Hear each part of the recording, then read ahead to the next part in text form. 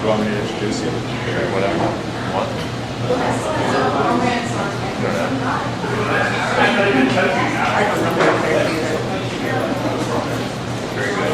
Last time I got together with Mingus Tourette, there was something about a video camera, the back of a pink ambulance, and a menthol cigarette.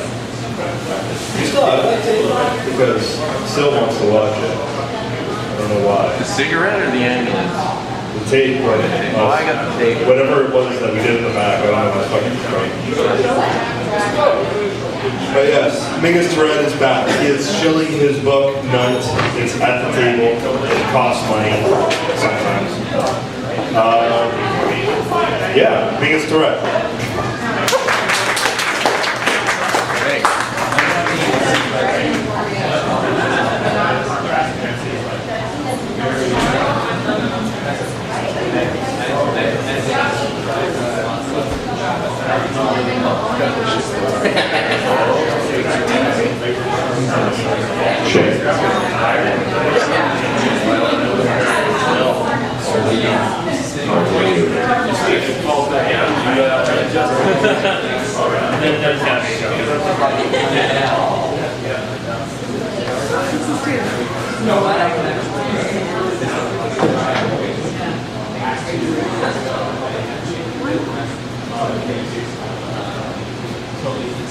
Good. Thanks for that wonderful introduction, Jordan.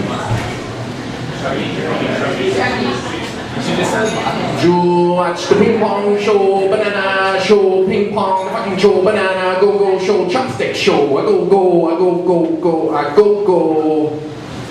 The taxi driver's singing to me, to himself, doing a little ass jig behind the wheel. High as an albatross, weaving through traffic, dreaming of dancing girls in some other country, singing a hell of a song. And I wish I was sitting there with him in that bar, away from here, ogling in wonder and hooting. Boogaloo, baby. Boogaloo. Literature, shirature.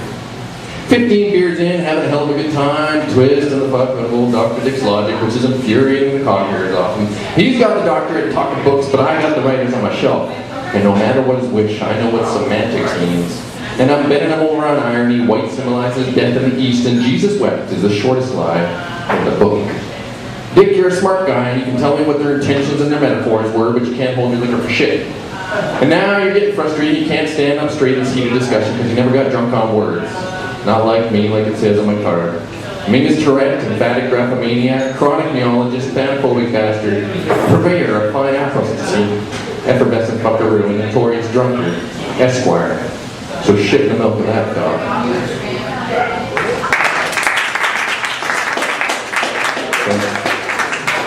It's nice to be back at St. Catharines. I was here 6 years ago. I don't know if anyone ever here. I came through on a pink ambulance, reading some of this book. I'm going to read to you a little bit more because I feel I owe it to Gordon Fry because it got him fired or something like that, and he wants to hear from it. So this book is basically, it's kind of the story of, it's written in sort of the aftermath or the wreckage of a long relationship that ended in a divorce, and it wasn't one of those clean divorces, it was one of those ones that you get divorced and you live with your wife for the next year, which I really wouldn't advise. And then after that, I sort of went on, checked out and went on kind of a 2-year bender trying to get the woman out of my system. So, anyways, that's kind of what the story's about. I might read a little bit of my new work too, but here's something that sort of explains how our relationship started. The woman's name was Nat. So, I used to drive an '84 Buick Skylark, and there was one summer back before ever meeting America, when Nat and I were still deeply entrenched in each other's flesh. When I never thought about dragging myself across the country in the drunken haze, and the idea of driving that Skylark to Mexico was a real and somewhat titillating possibility for me. The car itself was shit brown. It looked generally like hell all over, but that thing had 6 big valves and decent tires and could hit 100 miles an hour going downhill, if there was no need to stop quickly. Because if there had been, and there was later, those dirty old brakes would have never held, which they didn't. And when the time came for them to work and they didn't, and Nat's belly was crushed by the shitty old seatbelt that only went around the waist, and she split her forehead on the dash, there wasn't much I could do except watch her bleed on the inside. Watch her belly swell, as it was supposed to, slowly, over 9 months, but not like that, not in a matter of minutes. And fill that uterus with blood and choke out that unborn Sarah, or Sarah with an H, or Sarah with an E, however it's supposed to be spelled. Until a trucker picked us up on the road, desperate and broken, and that old trucker drove us away from that smashed up Buick and up to the hospital, even though it was too late, and away from unborn Sarah. And somewhere before the time it would be possible for me to afford another car, all I would remember about driving would be that old Skylark, and how it looked as I sat in the back of that truck with my young wife who was maybe hemorrhaging, and how it would feel in the near future when that car was pushed into a car graveyard, and myself and Nat would stand on the edge of a cliff and pour a thimble full of ashes into a canyon. And she would weep and I would stare stoically and only shake on the inside. There was one summer before all that when I drove that Skylark and dreamed about Mexico and smiled.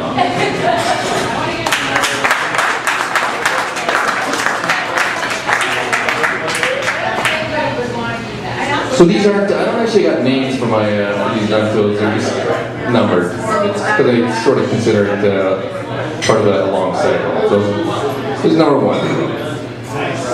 Broken pavement, slow decay in the city's enamel, sharp reminder at the time, 24 and hard, living in exile. I smoked, drank, cussed, and fucked my way across the old colonies and kept on waking up face down and cold on the castigating streets of an alien land. And no matter how debauched, how bloodied, and how anonymous myself and my virulent horrors were, no matter how many times I was shattered, I was never far enough from the old specter that haunted me, such as what the drunkards allegedly call love, and the absence of it. A little club at some knockoff Bourbon Street, and through some unholy miracle, this little Latino on the sax, with horn-rimmed glasses and a shotty goatee, who don't give a fuck and will punch you in the face if you said, "You know, son, Thelonious Monk is dead." This kid lost in the past, bopping and howling on stage with Mingus and the Duke, playing murder to... Sorry, I fucked that one up. Playing jazz to murder by 18, the privilege of pissing beside the bartender in a place like this. Smelling his aftershave and saying, "Good evening, sir." Wondering what old woman does he bless this night.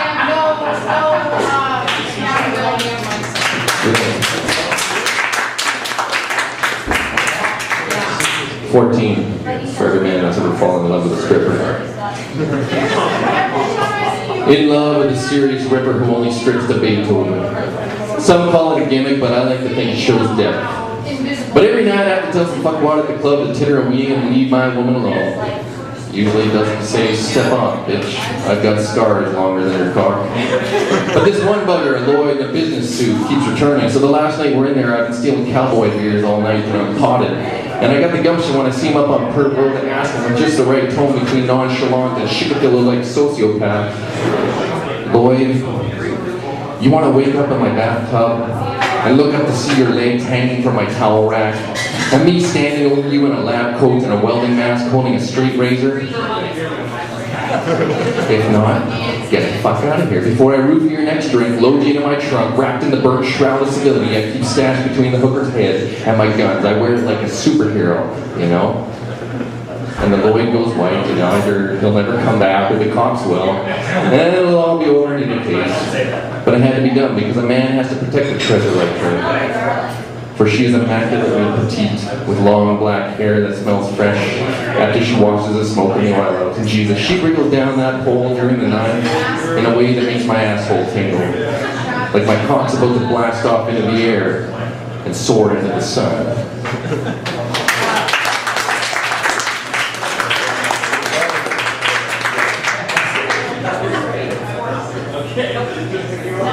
'26. It takes a long time for a Volkswagen to sink. That's how he starts the conversation. 18 stitches in his belly, no one visiting either one of us, and some burn victims screaming down the hall. And all I got is the morphine or Demerol and old Vic's stories, an entire life and one sleepless night on the ward. How his daughter got into the cocaine and cleaned out his entire house with her cocaine boyfriend. There's the Volkswagen, the semi-professional prize fighting. The brother killed himself in Niagara Falls over gambling debts. And then the light in his eyes, a story about how he divorced his wife and got lonely and then moved back in so they could live together in sin. And I'm nodding in the darkness because I know how much better it is to fuck your wife once the rings are safely pawned.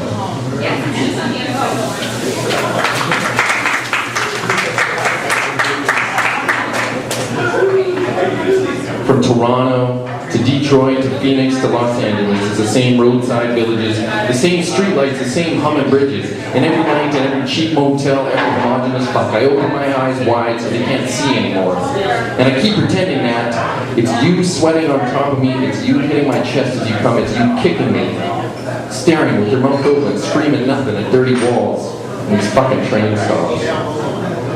33. Yeah, it seemed like a good sort of joke between the two of us when I said, I'm going to drink 26 ounces of raw absinthe, suck off the Green Ferry, find out if I can dig up some laudanum and see what happens.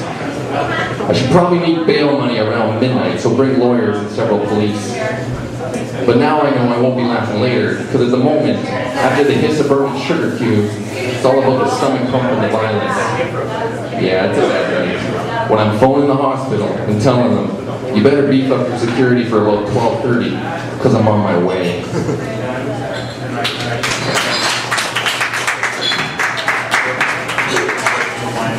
Oh, this fucking city. It's not unlike old Theodore Nicolai's Petersburg. Bureaucrats, the gamblers, the consumptives, walking fast with a hatchet and a purpose. Moneylender's blood, the appearance of Jesus Christ. I'm running a fever now and seeing shades of your naked figure everywhere. No matter what I snort or drink or hammer into these veins. So I finally find myself driven to ask an Egyptian alchemist, who's rumored to be an atheist, or an alchemist, or a druggist. Sorry, fuck that up. Confided in him one night, lost deep in the opium dens of Chinatown, asking with sleepless eyes, what do I take for hallucinations, or better yet, what the fuck do I take to stop seeing ghosts? Okay. Read a couple of new poems. More levity. This one's called The Fall Arabesque. Sure, they'll tell you that ladybugs smell like fresh cut grass, but what they don't tell you is that when you pick them up and sniff them, and accidentally snort one up your nose, and you can sense the little gal trying to take flight in your septum, it's going to feel like a 5-finger black and red bowling ball, rolling with thunderous applause and laser beam accuracy straight up your sinus cavity towards your brain. And if you're lucky, the two of you won't kill each other, choking and spitting in the autumn twilight.